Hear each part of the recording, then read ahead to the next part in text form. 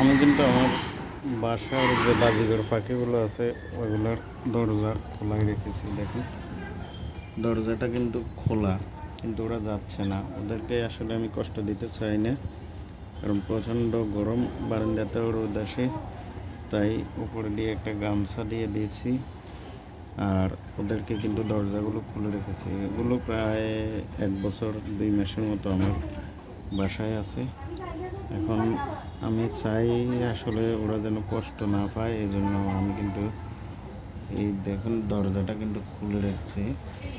প্রায় আজকে সকাল থেকেই খুলে রাখছি, কিন্তু ওরা যাচ্ছে না।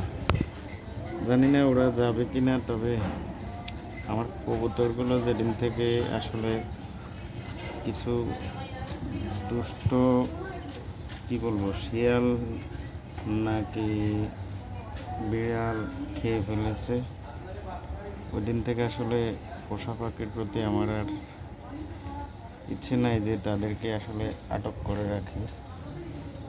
এরপর থেকে দেখুন এরা কিন্তু গরমে কি করতেছে। এরপর থেকে আমি আসলে পাখি আটক রাখার পক্ষে না।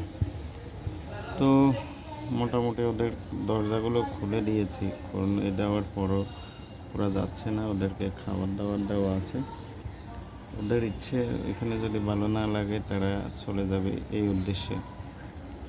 আসলে যখন মন ভেঙে যায় কোনো কাজে, তখন আসলে ওগুলো করতে আর ভালো লাগে না। তো সেক্ষেত্রে পাখিগুলোকে প্রায় 6-7 ঘন্টা হয়ে গেছে আমি দরজাটা খুলে দিয়েছি, কিন্তু ওরা যাচ্ছে না। 4টে পাখি এখানে বাজিঘর, দেখুন এই দরজাটা খোলা।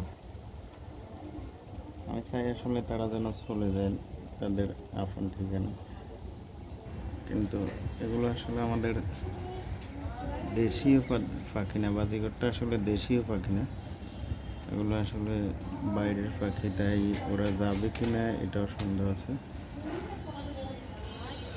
যাই হোক, আমি চাই তাদের যেখানে ভালো লাগে সেখানে থাকুক।